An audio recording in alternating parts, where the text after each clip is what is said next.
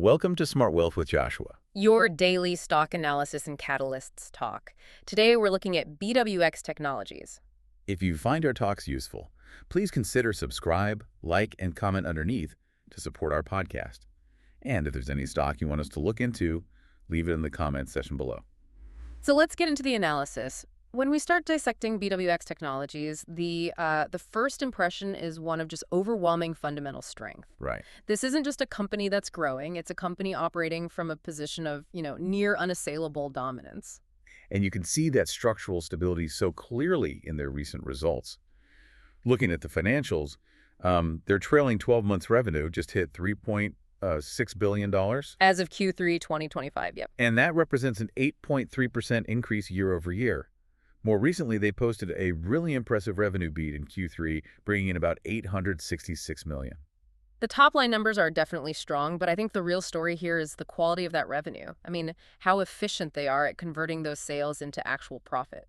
Okay, we have to talk about their gross margin, which is sitting at an absolutely staggering 97.7%. Wait a minute, hang on.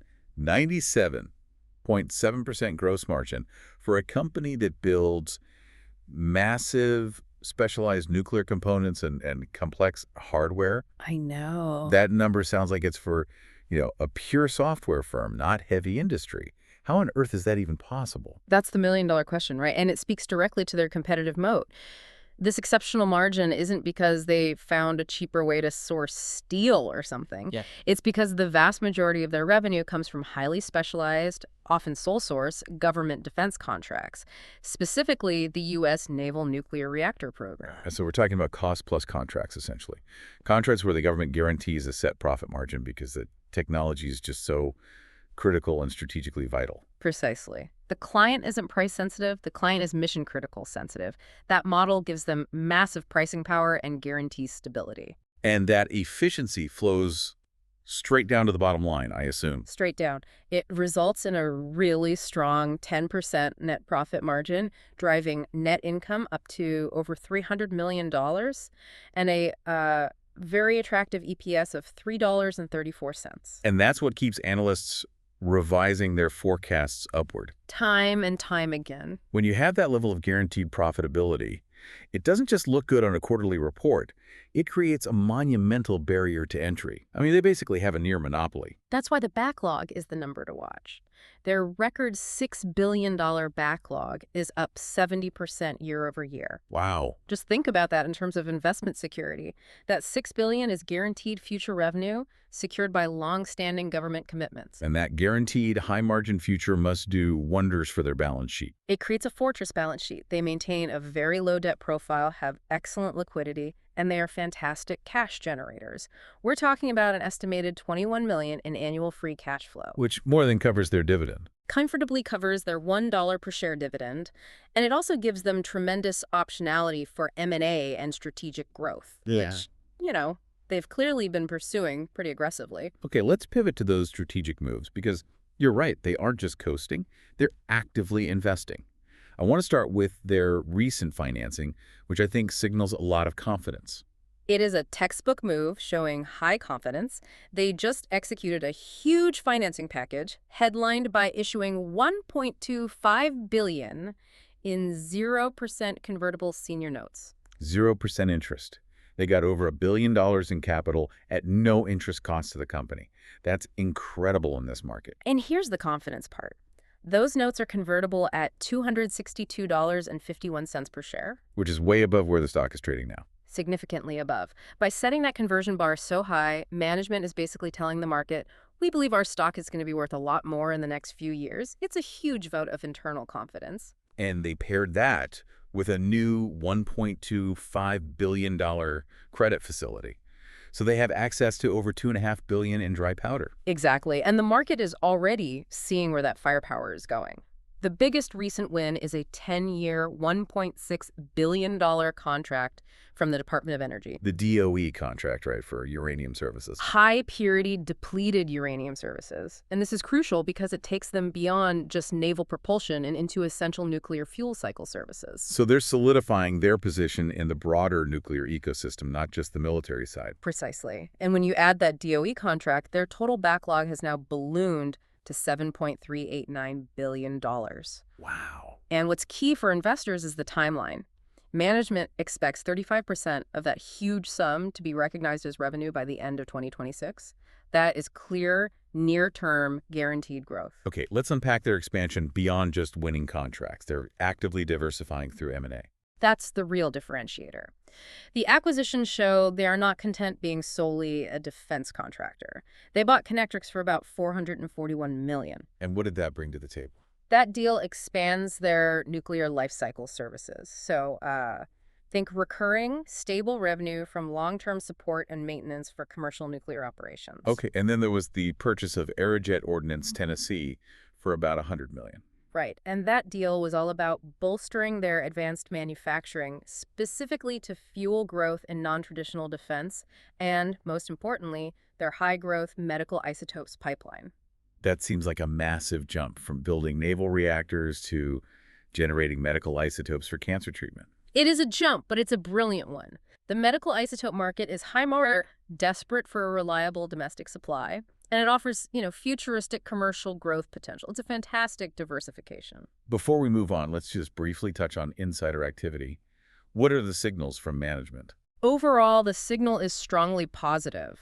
We've seen a net balance of insider buying, specifically from several key C-suite executives through Q3 and into October and November. That's a good sign. But there was also a notable sale in November by the CEO, wasn't there? Correct, a sale of 10,000 shares.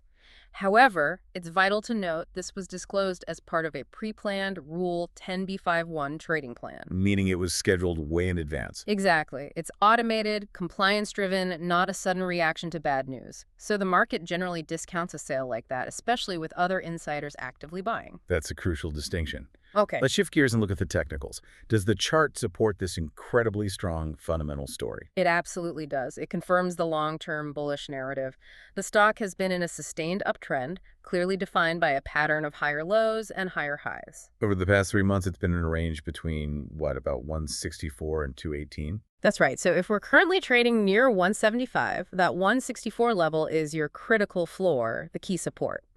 And 218 is the resistance they need to break to signal the next leg up. And moving averages. The price is trading robustly above both its 50-day and its 200-day simple moving averages. That provides strong structural confirmation of the long-term bullish trend.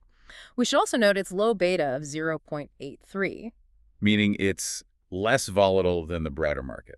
A defensive quality. Yes, which is attractive right now. But there is some technical nuance that suggests a temporary pause. Okay, what's that?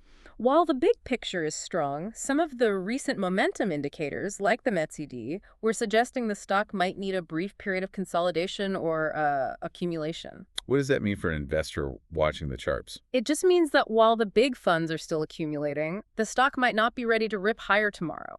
It might just trade sideways for a bit while the market digests all the recent news. It's a pause and a sprint, not a reversal. And what's the general sentiment from those big players and the retail crowd? Sentiment is overwhelmingly buoyant. We've seen continued significant institutional inflows all through 2025, and retail investors are echoing that, really keying in on the government contract wins and the whole nuclear energy theme. So let's turn to the near future then. What are the key catalysts that we need to watch that could trigger the next big move? The calendar is packed. First up, the big one is the Q4 2025 earnings report, due in late January 2026. Expectations are very high. But the revenue from that new DOE contract could start showing up before then, right? That's the key short-term driver. We expect to see the execution ramp-up start generating revenue recognition in December and January. Any positive news on that front will be a bullish signal. And also, keep an eye on the ETF rebalancing reviews. Right. And beyond confirmed contracts, what's the credible speculation out there, the potential upside? The buzz is around their expansion into cutting-edge nuclear tech. There's strong speculation about potential partnerships with NASA for space nuclear propulsion. A literal call option on the future of space energy. Exactly. And combine that with accelerated development in their medical isotopes pipeline, and you have some really powerful long-term tailwinds. That provides a very compelling upside case. But given the complexity of the business, we have to address the risks. Of course. The major company-specific risk is, frankly, execution risk. Hmm. These are complex, multi-billion-dollar government contracts. There's always a risk of delays or cost overruns. The risk isn't if they get paid, but when. So it's more about timing risk than structural risk. What about external factors like market volatility or regulation? Well, the business is highly insulated from typical market volatility because of its low beta and the nature of defense spending. And while a regulatory reversal on nuclear is always a theoretical risk, the current political tailwinds are strongly supportive, which only boosts demand. So if we synthesize everything, the accelerating fundamentals, that incredible competitive moat with the 97% margins, the massive backlog, and the high growth options, what's the final takeaway? This is a rare company. It offers defensive stability paired with some really aggressive growth optionality. The strategic financing shows management is confident, the technicals are strong long term. BWX Technologies looks uniquely positioned for both short-term traders playing catalysts and, critically, as a stable, high-quality core holding for any long-term portfolio. A compelling analysis of a dominant player positioning itself for decades of continued growth. Thank you for tuning in for our daily stock analysis and catalyst talks. If you found this useful, please do subscribe and like this talk so you don't miss our next breakdown.